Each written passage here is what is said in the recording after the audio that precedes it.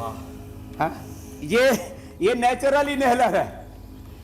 ऐसा ये सूंघ ले, इससे एकदम नाक खुल जाता है। 7 साल से जुकाम नहीं हुआ? 7 साल हो गए मुझे जुकाम आज तक नहीं हुआ। मैं हर सर्दियों में डरता था, इतना परेशान रहता था। तो ये बहुत बड़ी बात है। डेली योग करते हैं ये, इन्होंने बाद में शुरू किया। तो 7 साल से सर्दी जुकाम ही नहीं हुआ। नहीं तो सर्दियों में और मौसम बदलने पर 2-3 बार तो ये प्रॉब्लम लोगों को आम है, लेकिन ये आम खाते हुए भी खास है। 69 उम्र है स्वामी जी। और कलमी आम खाते हैं स्वामी जी। कलमी आम। एकदम 70 साल। एक सवाल अब बच्चों से जुड़ा हुआ है। एकदम 70 उम्र है इनकी। मैं तो इनको 50 वैसे देखने से पता नहीं चलता। नहीं 70 क्यों? मेरे पास सर्टिफिकेट है 1951 डेट ऑफ बर्थ मेरी। अरे रे रे साहब, ये तो कमाल हो गया। तुम दौड़ लगाओ जरा, यहाँ से दौड़ के उधर जाओ जरा। का और योग का प्रभाव है। दौड़ लगाओ, कितनी देर दौड़ो, दौड़ ये सही में 70 साल की कोई घपला तो नहीं कर रहे उम्र बताने में? लगा रहे तो मीनाक्षी, लोग अपनी उम्र घटा के बताते हैं। हाँ, बढ़ा के क्यों बताएंगे? सही बात है। ये सच्ची बात है भाई। देखो, इसकी उम्र 50-55 से ज्यादा नहीं लगती। झूठ तो नहीं बोल रहे। आपकी जो राय थी, जो आपने हमें ज्ञान दिया है, उसका असर है। पूरा जो ज्ञान दिया उसको पूरा पालन किया इन्होंने। 7 साल से मुझे नहीं हुआ। मुझे एक्सपीरियंस है जुकाम होता क्या है। अब भूल गए, ये नहीं लेना ना, खास पास ही रखो। स्वामी जी, जिनको भी बच्चों ये से जुड़ा हुआ एक अस्थमा सवाल है। होता है ना, ये दूसरी दे दो इसके। तो जिनको भी निमोनिया है वे ऐसे ये इनहेलर ले ले, ये दिव्य धारा ले ले। ज्यादा ही फेफड़े जाम हो जाते हैं तो बाम लगा ले थोड़ा। और एक खास बात और बता देना चाहता हूँ, जिनको बच्चों वाला भी आप प्रश्न ले लो, फिर दोनों का साथ ही बता देता हूँ। बस स्वामी जी, ये तो बहुत ही छोटे बच्चों से जुड़ा हुआ है। निमोनिया से बचने के लिए आजकल बच्चों को एक न्यूमोकोकल वैक्सीन लगाई जाती है। मैंने भी अपनी बेटी को लगवाई थी ये वैक्सीन। क्या वैक्सीन के बावजूद हमें सावधान रहने की जरूरत है? बिल्कुल सावधान रहने की जरूरत है। कोई दुनिया में अभी तक ऐसी दवाई नहीं बनी है कि जिसको आप ले ले तो आपके जिंदगी भर के लिए फेफड़े मजबूत हो जाएंगे, या जिंदगी भर आपको कोई गारंटी दे दे कि निमोनिया नहीं होगा, कभी अस्थमा नहीं होगा, कभी टीबी नहीं होगी, कभी कैंसर नहीं होगा, कभी कोरोना नहीं होगा। मतलब आपके फेफड़े यदि मजबूत नहीं है तो कोई आपको बचा नहीं सकता। अब मैं जो पहले माताजी वाला भी प्रश्न है और ये बेटे बच्चे वाला भी प्रश्न ले लेता हूँ। जिनको बहुत ज्यादा फेफड़े कमजोर होते हैं उनको एक हम औषधि देते हैं, श्वासारी। श्वासारी लिक्विड भी होती है, श्वासारी काढ़ा भी होता है, श्वासारी लिक्विड, ये श्वासारी का पाउडर। श्वासारी त्रिकुटा सीतोपलादी, ये 20-20 ग्राम ले ले।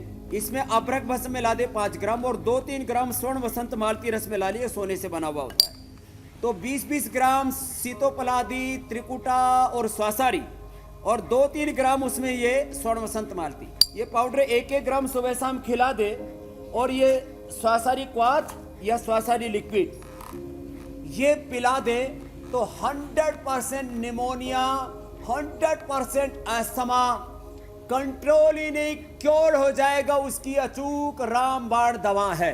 और ये मैंने लाखों नहीं करोड़ों लोगों पर प्रयोग किया है, क्योंकि अभी तक करोड़ों लोगों को मैंने योग भी सिखाया है और जिन करोड़ों लोगों को अस्थमा था उसको जड़ से मिटाया है मीनाक्षी जी। बहुत शानदार स्वामी जी। और ये प्रक्रिया जो है सतत जारी है और जारी रहेगी आने वाले 100-200 वर्षों तक। बिल्कुल। स्वामी जी, अमित पटवा का सवाल एक ले लेते हैं। उनकी उम्र 38 साल है, उन्हें COPD हो गया और ऑक्सीजन का जो लेवल है वो 80 से 85 के आसपास है, तो उन्हें क्या करना चाहिए?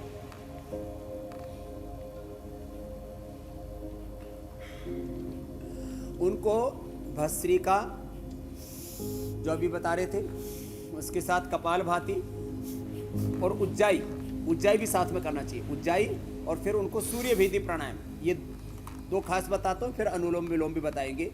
और ये औषधि जो अभी बताई थी ये भी करें। और साथ में जब भी प्यास लगे गर्म पानी पिए और दूध अकेला ना पिए, दूध में हल्दी, शिलाजी, च्यवनप्राश का सेवन जरूर करें, गले को टाइट करके। और करीब 10 से 15 सेकेंड लगते हैं श्वास भरने में।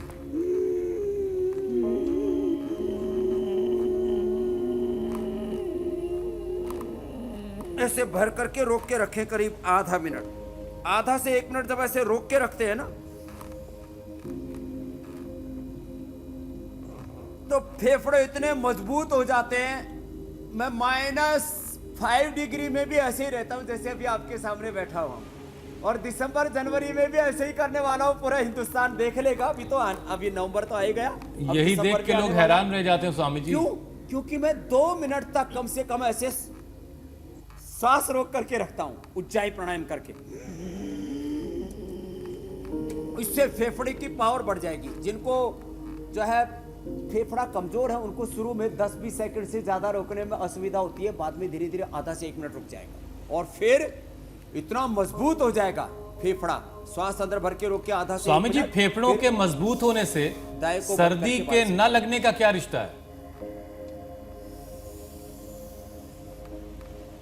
देखो, आपके शरीर को जो गर्म रखता है ना, वो प्राण है, ब्रेथ है।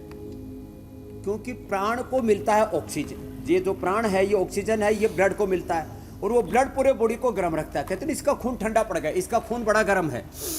तो ये जो शरीर की गर्मी है, वैसे तो मूलता है, यदि इसको और गहराई से जाकर के देखेंगे तो सप्त धात्वाग्नि, पंचभूताग्नि और जठराग्नि, ये प्राणाग्नि से प्रज्वलित होती हैं।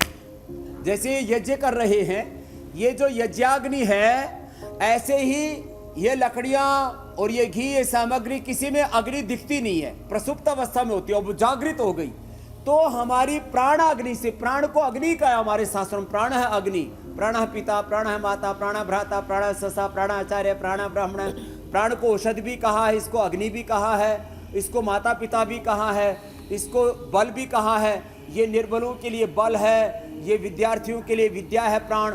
इससे कितने लाभ होते हैं। तो ये सप्त धात्वाग्नि, पंचभूताग्नि, जठराग्नि, ये 13 तरह की अग्नियां, ये प्राणाग्नि से प्रज्वलित होती है।